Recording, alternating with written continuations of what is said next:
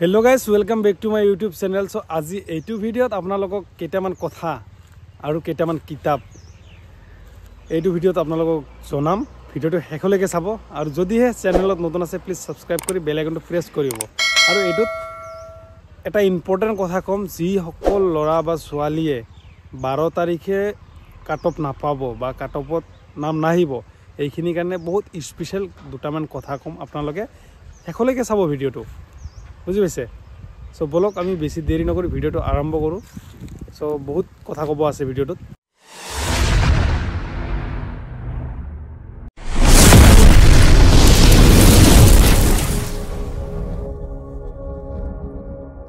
এতিয়া আছে সন্মুখত পৰীক্ষা 23 মাৰ্চত, আমাৰ ৰিজাল্ট দিব 12 মাৰ্চত। সো আমি কেনেকৈ ষ্টাডি কৰিব লাগিব, হয়নে নাই, এইটো এটা টেকনিক লাগিব। এতিয়া মই আগৰ পৰা এটা কথা কৈ আছিলোঁ যে আপোনালোকে ভালকৈ ষ্টাডি কৰক। যদি ভাল এটা মাৰ্ক পাইছে আপোনালোকে ষ্টাডি কৰক, এনে বহি নাথাকিব ঘৰত। আৰু কিছুমান ল'ৰা ছোৱালী চাইছোঁ কমেণ্ট কৰে যে ছাৰ মেৰিটত নাম আহিলে, কাট অফত নাম থাকিলেহে মই ষ্টাডি কৰিম। এতিয়া চোৱা, কাট অফ দিব 12 তাৰিখে। 12 তাৰিখে যদি কাট অফ দিয়ে, এতিয়া 12 তাৰিখে কাট অফ দিলে 23 তাৰিখে এক্সাম হ'লে হাতত কেইদিন পালে? 11 দিন। তো এই 11 দিনত আপোনালোকে কি পঢ়িব আৰু কি সিলেবাস কমপ্লিট কৰিব, এই কথাটো মোক কওক। নোৱাৰে। সো কোনোৱে নোৱাৰে, এইটো মই কৈ দিওঁ, কোনোৱে নোৱাৰে 12 দিনত সিলেবাস অল কমপ্লিট কৰিব। সো তাৰ কাৰণে কৈছোঁ আপোনালোকে এতিয়া কেনেকৈ পঢ়িব। ঠিক আছে, আজি তো 9 তাৰিখ, এতিয়া 2 দিন আছে আৰু ৰিজাল্ট দিব। তাৰপিছত আপোনালোকে 11 দিন পাব ৰিটাৰ্ণৰ কাৰণে। কি পঢ়িব, কি চাব, মানে মাইণ্ডটো কাম নকৰিব, লাষ্টত গৈ এক্সামত গৈ ফেইল মাৰি থৈ আহিব। সো তাৰ কাৰণে আগৰ পৰাই মই কৈ থাকোঁ, আগৰ পৰাই মই প্ৰত্যেকটো ভিডিঅ'তে কওঁ যে আপোনালোকে ভালকৈ ষ্টাডি কৰক, ভালকৈ পঢ়ক। ৰিটেন কাট অফত নাম আহে নাহে কথা নাই, বাই চান্স যদি আহি যায় ভালকৈ পঢ়িলে ভাল মাৰ্ক উঠাব পাৰিব। কিন্তু আপোনালোকে কি কৰিছে, মতলবে নাই, বাদ দে কাট অফত নাম আহিলেহে উঠাম, কি পঢ়িম। সো এইটো ভুল ধাৰণা। যদি চাকৰি ল'ম বুলি ভাবিছে তেতিয়াহ'লে ষ্টাডি ফিজিকেল একেলগত কৰি যাব লাগিব। বুজি পাইছেনে নাই? এতিয়া ষ্টাডি কৰিবলৈ এই শ্বৰ্ট টাইমত মেটেৰিয়েলখিনি ক'ত পাব, হয়নে নাই? এতিয়া চাওক, PDF তো আজি অসমত হাজাৰ হাজাৰ PDF ঘূৰি আছে।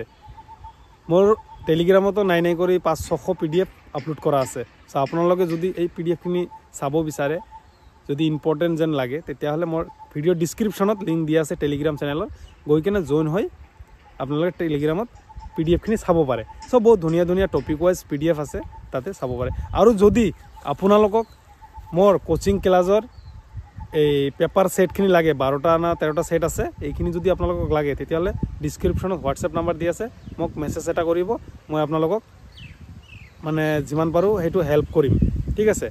আৰু ই বুক যদি লাগে তেতিয়াহ'লে মোক মেছেজ কৰিব, এই হোৱাটছএপ নাম্বাৰতে আপোনালোকে ই বুকো পাই যাব। ঠিক আছে? আৰু এতিয়া মেইন কথা হ'ল যে আমি কেনেকুৱা ধৰণৰ কুৱেশ্যন উঠাম, কেনেকৈ পঢ়িম এই 12 দিনত, কি পঢ়িম। মই এটা কথা কওঁ, মেথছ ইমান হাৰ্ড মেথছ নাচাব, নৰ্মেল মেথছখিনি চাব। আৰু যদি ৰিজনিং একদম পূৰা একদম ভাল ৰিজনিংখিনি চাব, একদম হাই লেভেলৰ ৰিজনিং নহয়, নৰ্মেল ৰিজনিং চাব। কাৰণ পুলিচত ইমান হাই লেভেলৰ ৰিজনিং নাহে। 2বাৰ এক্সাম দিছোঁ পুলিচত, কোনো ধৰণৰ হাই লেভেলৰ ৰিজনিং নাহে। চ' নৰ্মেল ৰিজনিং আহে, আপোনালোকে ৰিজনিংটো চাই যাব। ঠিক আছে? আৰু গ্ৰামাৰ চাব।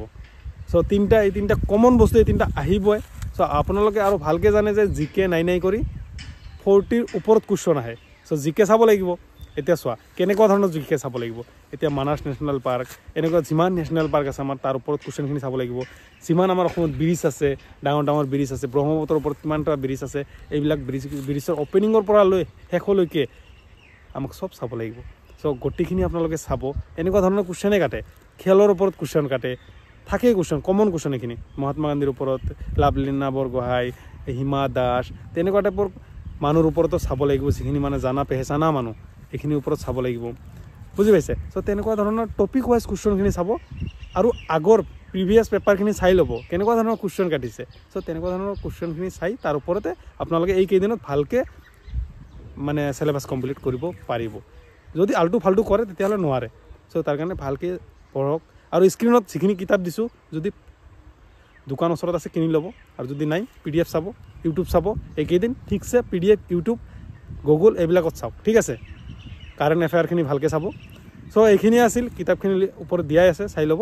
আৰু এতিয়া যিখিনি ল'ৰা ফেইল কৰিব বা ছোৱালী ফেইল কৰিব কাট অফত নাম নাহিব এইখিনিৰ কাৰণে ভাল এটা কথা কওঁ চোৱা যিদিনা 12 তাৰিখে যদি আপোনালোকৰ কাট অফত নাম নাহে 12 তাৰিখৰ পৰা প্ৰেক্টিছ আৰম্ভ কৰিবা কাৰণ কিয় আপোনালোকৰ কাৰণে আপোনাৰ নিজৰ ভুলৰ কাৰণে আজি কাট অফত নাম অহা নাই হয়নে নাই নিজে একবাৰ ভাবি চাব কি কাৰণত আমি ভালকে প্ৰেক্টিছ কৰা নাই ভালকে সময় দিয়া নাই ফিল্ডত নিজকে ভালকে প্ৰেক্টিছ কৰি ৰেডি কৰা নাই তাৰ কাৰণে আমাৰ ফিজিকেলত মাৰ্ক কম আহিছে আৰু কাট অফত নাম অহা নাই ঠিক আছে সো আশা কৰোঁ সকলোৰে নাম আহক সকলোৱে পাছ কৰক সকলোৱে ভালকে ৰিটেন দিয়ক এইটোৱে কামনা কৰোঁ সকলোৰে এটা এটাকে চাকৰি হওক এইটোৱে কামনা কৰিছোঁ সো ভিডিঅ'টো ভাল লাগিলে লাইক এণ্ড শ্বেয়াৰ কৰিব জয় হিন্দ জয় অসম আৰু নতুন ভিডিঅ' লৈ আহিম ঠিক আছে